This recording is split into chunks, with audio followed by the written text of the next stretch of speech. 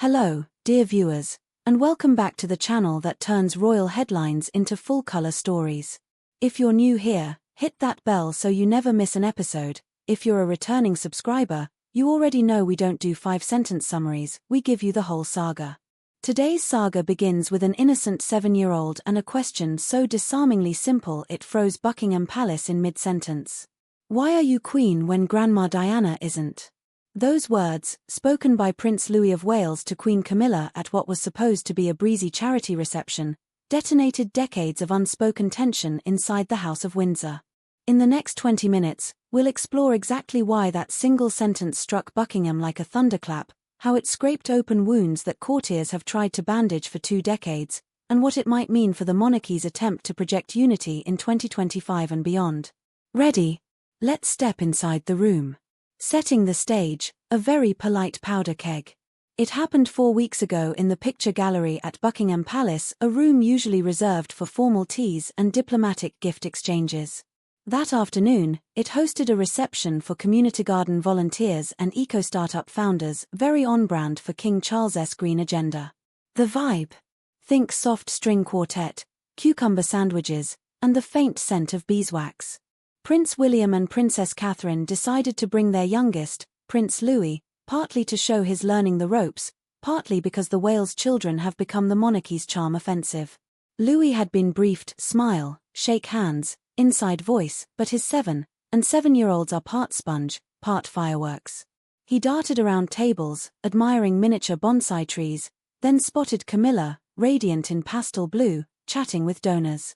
He tugged his mother's hand, marched over, waited for a pause, and dropped his line. Why are you queen when Grandma Diana isn't?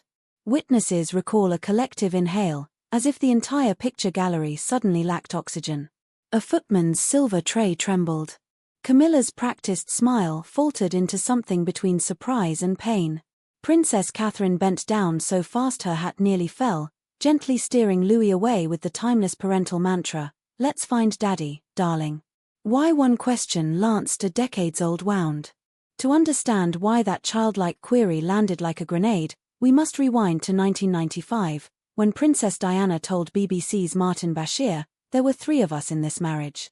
That interview cemented her as the people's princess and cast Camilla Parker Bowles, then Prince Charles's longtime companion, as the architecture of heartbreak.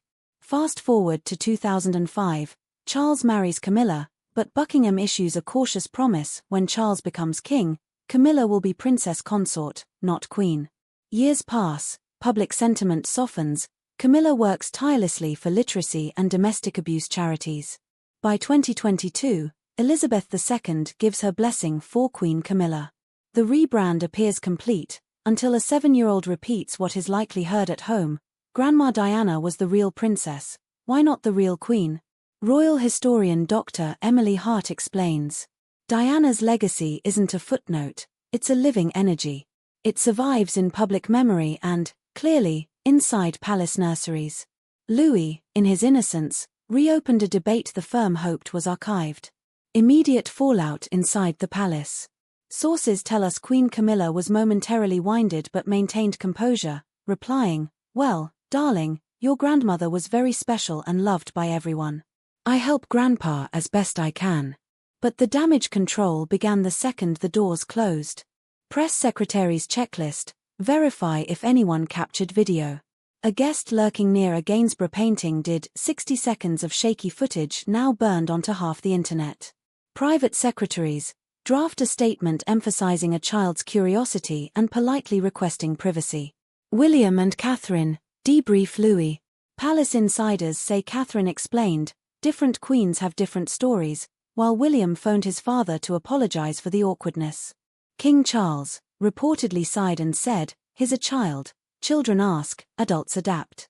But he also instructed staff to accelerate a planned charity initiative honoring Diana, PR judo at its finest. Public response: empathy, outrage, and memes. Twitter erupted. #Justice for Diana trended within an hour, alongside #Queen Camilla and, surprisingly, #Prince Louis for Prime Minister. Instagram fan pages posted side-by-side photos of baby Louis and young Diana, highlighting identical cheeky smiles. Morning shows debated whose fault it was.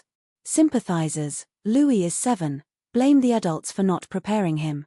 Critics of Camilla, finally, someone asked what half the planet still wonders. Royalists, let the woman breathe, she's done 18 years of dutiful service. A YouGov poll 2 days later found 62% of Britons sympathized with Louis's curiosity, but only 28% thought Camilla should have retained the princess consort title. Diana's halo, it seems, still glows brighter than any palace chandelier. Inside the Wales household, parenting Diana's grandkids. William and Catherine walk a tightrope, honor Diana's memory without letting nostalgia eclipse the present. They keep framed photos of Diana on each child's dresser and mark her birthday with a quiet family tea where they share stories, sometimes light, sometimes raw. Royal correspondent Sarah Griffin reports Kate once told her, "We want them to know Granny Di loved rainstorms and chocolate biscuit cake, not just charitable milestones." Yet that very approach feeds questions like Louis's. Parenting experts call it open heritage upbringing. Give kids facts before tabloids give them rumors. This incident shows the method works. Kids just wield the info unpredictably. Camilla's perspective, from villain to pillar. Camilla spent years shifting from homewrecker to what biographer Penny Junor calls the secret source of Charles's happiness. She championed literacy with the Queen's reading room, visits domestic abuse shelters in private, and never outshines Charles publicly. Palace aides say she accepted the title Queen reluctantly, worried it would reignite Diana comparisons. Louis's question proved her fears prophetic. Yet crisis experts say she handled it well, no defensiveness, no scolding. Body language analysts caught a genuine tremor in her lip vulnerability that may even win hearts. King Charles's calculated next move. Within 48 hours, Clarence House announced a £2 million expansion of the Diana Awards anti-bullying program, funded jointly by the King's Foundation and corporate partners. Coincidence? Unlikely. Charles's team knows harnessing Diana's name for good is the only antidote to negative flashbacks. Insiders reveal the King also commissioned a private family portrait session for autumn, including Camilla, Louis, and a framed photo of Diana in the background, a symbolic bridge between past and future. Where does this leave the monarchy? Dr. Hart summarizes, the crown survives by reinterpreting itself for each generation. Louis just reminded them the Diana chapter remains emotionally unfinished. Some courtiers worry about future landmines, George's teenage years, Charlotte's feminist awakening. But others see opportunity. If the firm can discuss Diana openly with its own children, maybe it can do so with the public, dissolving decades of myth versus reality. What happens next? Revised media training for royal kids. Expect experts in child psychology to craft age-appropriate scripts about lineage, titles, and the difference between birthright and circumstance. Diana-centric charities to the fore. Watch for Camilla herself to visit a children's hospice supported by the Diana Award Healing Optics. Louis's first solo charity appearance, age 8.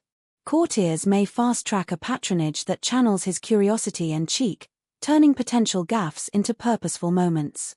Final takeaway. A 7-year-old asked a question millions still whisper, why isn't the people's princess crowned in history books the same way Camilla is crowned in real life? That innocent curiosity cracked open the palace veneer, flooding the room with unresolved grief, loyalty, and hope.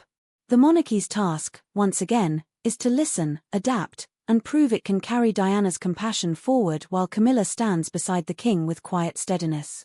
If they succeed, Louis's faux pas will be remembered not as a scandal but as catalyst.